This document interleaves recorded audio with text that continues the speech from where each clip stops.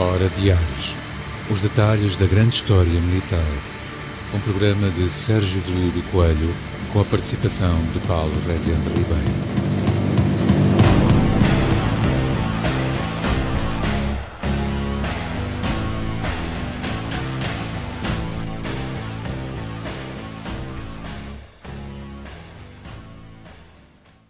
Olá, caros espectadores e ouvintes da Hora de Ares. Estamos aqui para mais uma meia hora, como nós costumamos dizer, de Ares, que no fundo é a Hora de Ares. O Sérgio ainda não pode estar presente, portanto estou aqui novamente neste lugar. Ele agora dedicou-se ao macramé, ao ponto cruz, e acho que também anda a cerar o chão com óleo de cedro. Temos connosco o João Luz, novamente. Foi convidado... Olá, João. Olá. Já. Olá, Paulo. Foi convidado porque no primeiro programa que ele fez connosco ficou no ar uma questão relativamente ao que são atas. Ele falou bastante das atas e ficou assim um bocado no ar o que é a ata. Antes de mais, não se esqueçam de subscrever, de deixar likes e todas aquelas coisas. Já chegaram a hora, vamos trazer os sininhos, que não é mais um sininho na árvore, não custa nada. E vamos então perceber o que são as atas, porque a palavra ata define muitas coisas, mas estas atas em específico são atas que se referem a uma situação que é muito concreta. João, vamos explicar às pessoas o que é uma ata, o que são as atas que nós falamos no nosso programa. No que falámos no primeiro programa que eu fui convidado foi especialmente as atas de variação. A ata de variação é, em parte, um resumo, define os temas, os tópicos principais que foram falados, como aí diz o nome, numa variação. Não tem que ser transcrição ipsis verbis, é simplesmente o resumo, os tópicos que foram mais falados. Neste caso, as atas que hoje vamos abordar são duas atas de variação, no caso específico, atas de aclamação, que serve para todas as cidades, vilas, aclamarem o monarca que a eles se viam na altura o poder que estivesse em governança na cidade, ou na vila, ou conforme o que fosse, que eles se viam mais nessa pessoa. Portanto, não é uma ata a nível nacional, é uma ata a nível de cidades. Exatamente. São atas de variação. Exatamente. De aclamação do rei com que eles se identificam. Exatamente. Portanto, no programa nós falámos na ata de aclamação do Dom Miguel, mas há uma ata anterior à aclamação do Dom Miguel. Sim. Primeiro temos que desmistificar um pouco, e é muito isso, como referi no primeiro e na segunda programa, como é o objetivo da minha dissertação, que é desmistificar um pouco do que é o Porto naquele período. Ora, o Porto não foge à regra do resto do país. Seria expectável que o Porto aclamasse um rei que o restante do país aclamou. Neste caso, com a Constituição de 1821, que diminui em parte os títulos ao rei, o Porto concordou. Também temos de dizer que foi aqui que se começou tudo, com 24 de agosto de 1920. Contudo, acontece a Vila Francada, na qual Dom Miguel, impulsionado por sua mãe, a rainha Dona Carlota Joaquina, em 1823, faz um pronunciamento militar em Vila Franca de Xira, e que aí ele próprio abole a Constituição e proclama uma nova monarquia absoluta. O que questão foi, era um infante a fazer isto, não era um monarca. São proporções completamente diferentes. Mesmo o próprio rei não concordou de imediato com o pronunciamento do seu filho. Posteriormente foi ter, com o seu filho, a Vila Franca de Xira, e aí ficou a imagem para o restante do país que ele concordava com os ideais que o filho defendia. Portanto, há aqui um período em que há um pronunciamento militar, é definido uma monarquia absoluta e o rei absoluto é o Dom João VI e não o Dom Miguel. Dom João VI. Aí voltou a ser o Dom João VI, que era, até 1821, até a Constituição, era rei absoluto. De 21 a 23 ficou assim um rei constitucional, vamos chamar assim, e a partir de 1923 volta a ser rei absoluto. Neste caso, a cidade do Porto aguardou ordens. Esperou o movimento com o rei. A partir do momento que o rei foi ter com o seu filho, um pouco por todo o país, a nível nacional, existiram atas de aclamar Dom João VI como rei absoluto. Ou seja, estavam a dizer que a terra, a cidade, concordava com a posição do monarca. Portanto, mas nessas atas da aclamação do rei, as assinaturas que aparecem são assinaturas de pessoas que representam as Sim. pessoas da cidade. Por norma, são, salvo raras exceções, costumam aparecer sempre 3. Governador da Justiça, Governador Militar e o Bispo. Neste caso, um nome que tem sido injustamente apelidado ao lado absolutista, Dom João Magalhães e Avelar, Bispo do Porto, durante todo o período, à exceção de 32, quando foge com os miguelistas, quando a cidade é invadida, ele não se pode dizer que é absolutista. Ele é aquele situacionista que, conforme a facção que está em liderança, é ele que vai apoiar. Neste caso específico, nesta ata de variação, que foi do dia 4 de julho de 1823, a assinatura a ata é composta por 28 assinaturas. 28 não eram todos governadores da cidade, contudo eram mestres da casa de 24, nobres, clero, alguns burgueses, também académicos, ou seja, a elite da cidade. Sim, pessoas com alguma importância na cidade. Exatamente. Reconhecem Dom João VI como rei absoluto. Depois desta ata, acontece algo que era expectável. Saem da parte da ata de variação, depois da ata consumada, vão ao campo de Santo Ovídio, atual Praça da República, onde aí é lida toda uma proclamação a anunciar o retorno aos velhos ideais. Só que aí acontece algo bastante fascinante, que Dom João VI teve um primeiro filho, Francisco, o infante Francisco, só que faleceu ainda jovem. Sim. Ou seja, quem iria suceder a coroa deveria ser Dom Pedro. Apesar de ser imperador do Brasil, continuava a ser ele o herdeiro legítimo para a sucessão. Qual é o ponto bastante peculiar? É que quando é feito o pronunciamento, vamos dizer assim, transmitir as ideias ao povo no campo de Santo Ovídio, é dado vivas ao rei, à rainha, à real família e ao infante Dom Miguel. Depois ao exército, à nação, contudo. Excluindo Dom Pedro. Excluindo Dom Pedro. Ou seja, está bem, Dom Pedro afastou o Brasil da coroa de Portugal. Pensa-se, diz-se, o que não É o foi. suficiente para ficar um bocado com a imagem manchada. Exato, mas ele era o herdeiro. Podia não ser desejado por todos, mas é o herdeiro. Ou seja, aí também levanta já algumas ideias. Porquê que está lá Dom Miguel e não está lá Dom Pedro? Então, há pessoas que naquela situação ficaram a pensar como nós estamos a pensar neste momento, porque é que é o Miguel e não o Pedro. Exato. Mas o Dom João VI, enquanto monarca, ele identificava-se mais com os ideais absolutistas ou com os ideais liberais? Ou ainda não existia essa divisão? É assim, essa é uma muito boa pergunta, porque agora que me perguntaste isso, a mim veio-me a ideia, uma conversa que tive há relativamente pouco tempo com o professor Sérgio, que era, passa-se muita imagem de que Dom Miguel era o protegido pela mãe, Dona Carlota Joaquina, absolutista declarada, Sim. e Dom Pedro era muito a imagem do pai, Dom João VI. Agora, por isso é que também, como disse no primeiro programa, que Dom João VI é que era o pai do Brasil, o pai da independência brasileira, o que é realmente. Agora, não se pode ainda definir muito bem que existiam liberais, absolutistas, porque creio que não existiam assim blocos formados. É com a Vila Francada é que se começam a ver esses blocos a começar a nascer. Até que a 4 de julho, Dom Miguel é aclamado. Ou seja, isto leva-nos muito a pensar. Será que na altura realmente o Porto era uma cidade como outra cidade do país e não uma cidade fora dos ideais do restante do país, como se pensou durante muita altura? Sim, exatamente. Tu em conversa informal, disseste-me que demorou 4 dias ao Porto a aclamar Dom Miguel. E encontraste isso numa ata Sim. de variação que estava escondida na casa do infante e que tu foste lá desencantá-la. Exatamente. Esse tesourinho, que vai ser uma das joias da coroa na minha dissertação, é de pensar. Uma das primeiras aclamações a Dom Miguel é feita em Lisboa, no aniversário da mãe, a 25 de Abril. Feita a aclamação, a qual ele recusa o título. O Porto, apenas 4 dias após essa aclamação, ou seja, 29 de Abril de 1828, aclama Dom Miguel como rei, seu rei absoluto.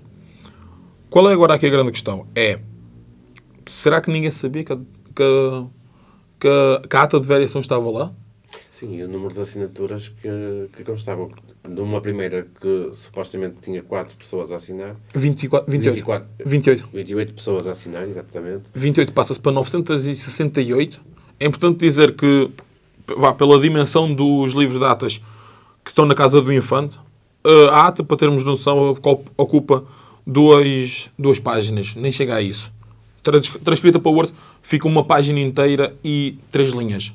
Ou seja, não é muito grande a ata. Agora, em comparação ao número de assinaturas, são 26 páginas de assinaturas. Aquilo que podemos constatar que há mais pessoas a identificarem-se com o Dom Miguel do que a identificarem-se com o Dom João VI. Sim, porque muitos ficam... Principalmente aí temos que... A classe da burguesia fica para sempre muito, vamos lá dizer, chateada com Dom João VI pela perda do Brasil. Sim, Dom Pedro ficou como seu primeiro imperador, verdade, só que foi no reinado de Dom João VI. E a assinatura da abertura dos portos do Brasil às Nações Amigas foi com Dom João VI. Ou seja... A retirada da corte para o Brasil foi com Dom João VI. Ou seja, ficam sempre muito magoados com Dom João VI. Sim, foi rei de Portugal, com todos os louvores, contudo, ficou com o reinado muito manchado por isso. Para a gente da época, como é lógico. Agora, o Dom Miguel, aí claro, fala-se pela parte da mãe, trazia muita nobreza, especialmente a nobreza mais antiga, a nobreza absolutista, que acreditava mesmo nos velhos ideais, consigo. Ou seja, ela conseguia um apoio tremendo para o seu filho. E era muito por essa motivação que... Não vamos agora dizer que foi só por isso que gostaram mais de Dom Miguel. Não, mas pensava-se. Ora, Dom João VI deixou Dom Pedro como imperador do Brasil. Não vamos querer, como é chamado em algumas vezes, o imperador dos papagaios, aqui a governar-nos. Não. Esse fica lá. Se existe mais um governante, um possível governante, um infante homem, um segundo filho de Dom João VI, para assumir a coroa, é isso que nós vamos querer. Isso aliando à velha nobreza, que apoiava, trazida pela sua mãe, ou seja, juntando isto tudo, temos ali uma ata de aclamação, neste caso, da cidade do Porto. Contudo, não conferi mais nenhuma ata à exceção da ata da Ilha Terceira, mas não a vi presencialmente. Agora, do Lisboa, isso acredito que também pode ter um número grande de assinaturas. Relativamente comparativamente à de Dom João VI e à de Dom Miguel. Certo. O número de assinaturas é maior. Sim. Em relação a esta ata de variação que aclama Dom Miguel, que foi aclamado 4 dias depois de ter sido aclamado em Lisboa, certo? Exatamente. Então o tempo que demora a chegar a notícia naquele tempo, provavelmente ao Porto. É por volta de 3, 4 dias. Em relação a essa ata, depois ela vigora durante algum tempo, mas existe uma ata que vai Sim. Substituir essa, certo? Certo. A primeira ata fica. É Dom João VI. Com a sua morte, 1826, depois existe toda uma regência. Primeiro, Dom Pedro IV é rei de Portugal. Depois, a regência passa para a irmã mais velha de Dom Pedro, Dona Maria Teresa. E depois volta...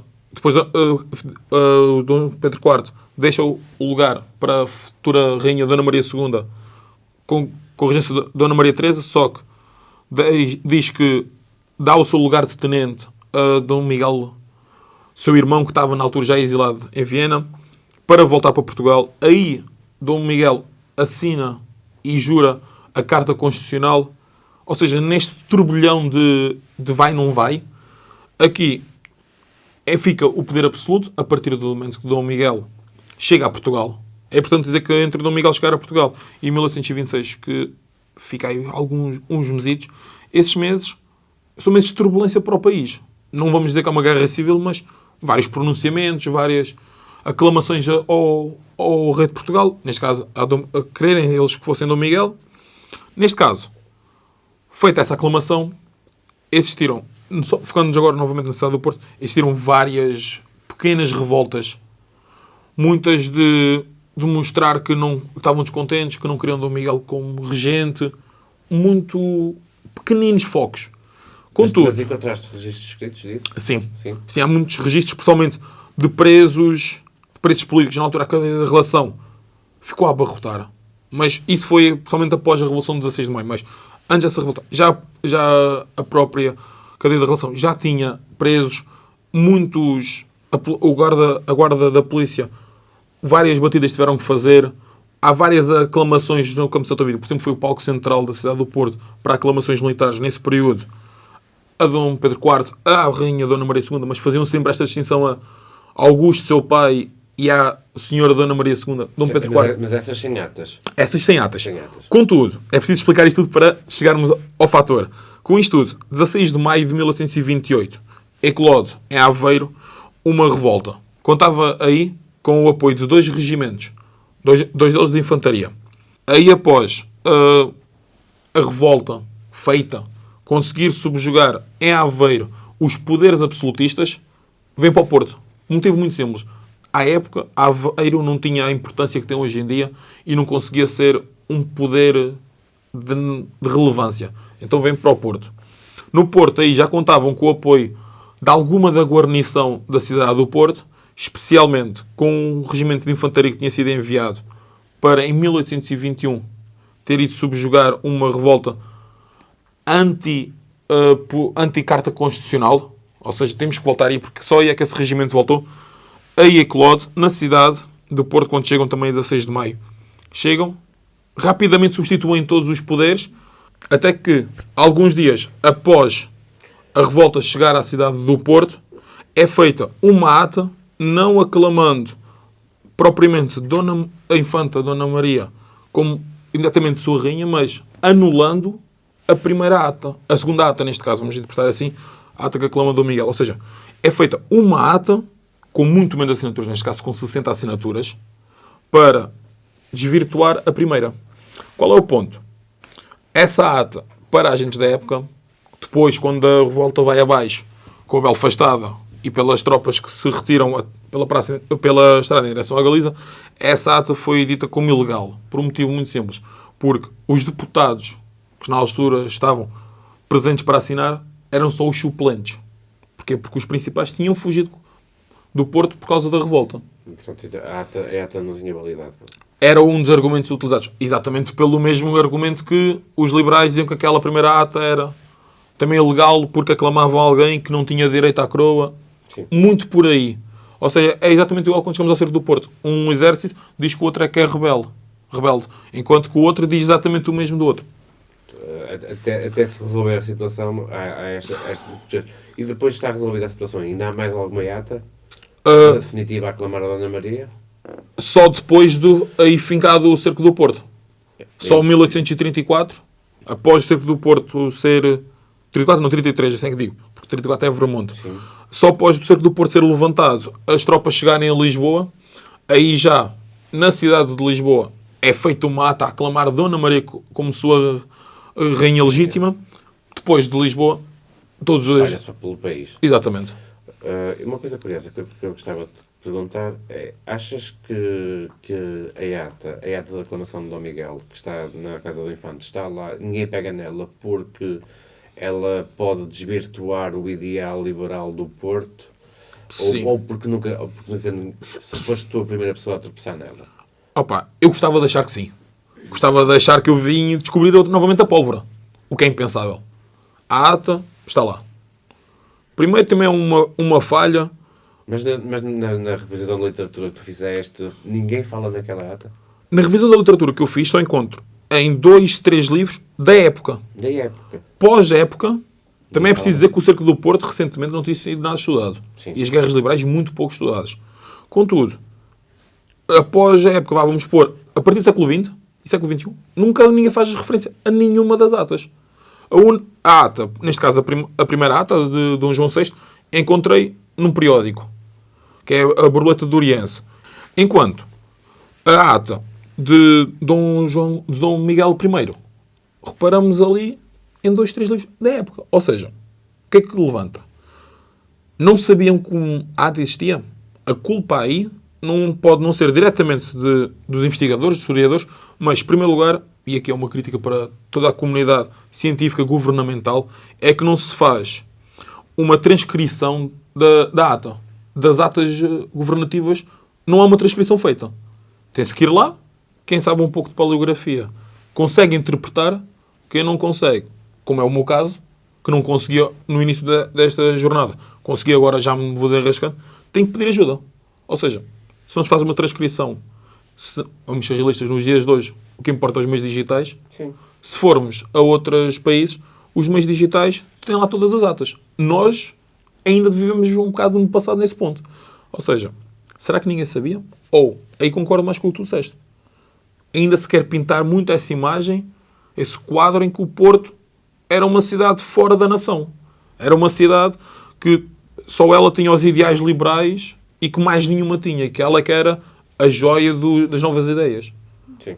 E o teu trabalho, espero que seja referência para muita gente, porque vai ajudar a desmistificar essa ideia de que o Porto era uma cidade liberal e que nunca aclamou Dom Miguel.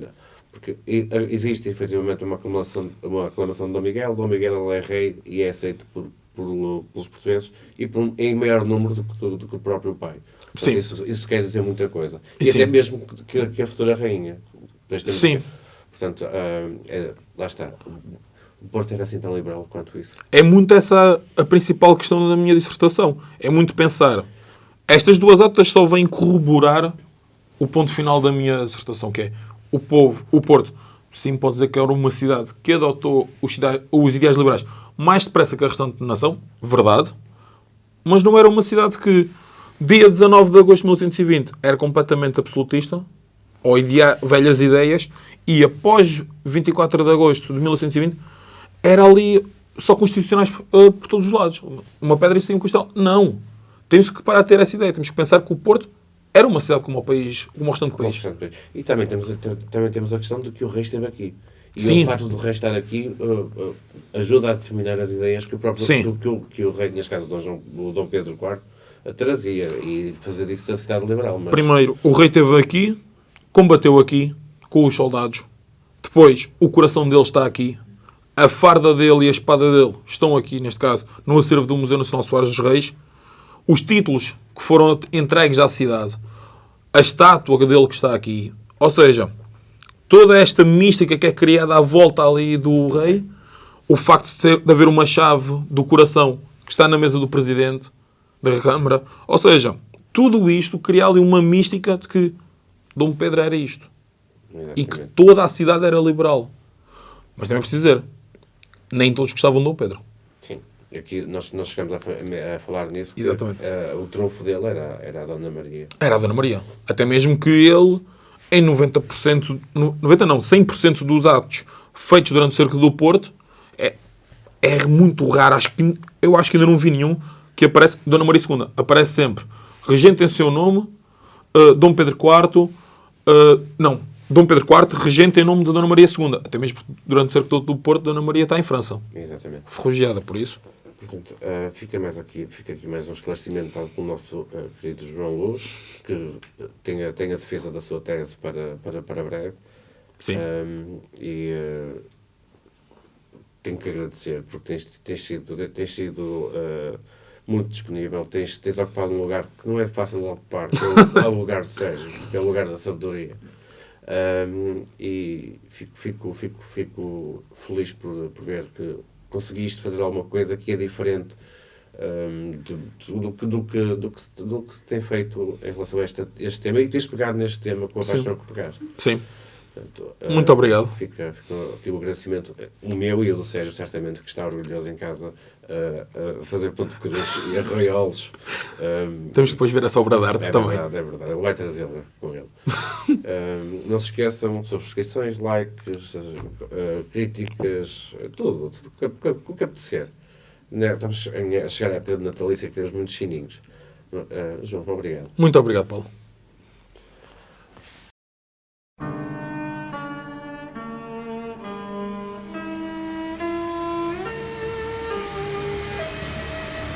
Hora de Ares, Os detalhes da grande história militar. Um programa de Sérgio Veludo Coelho, com a participação de Paulo Rezende Ribeiro.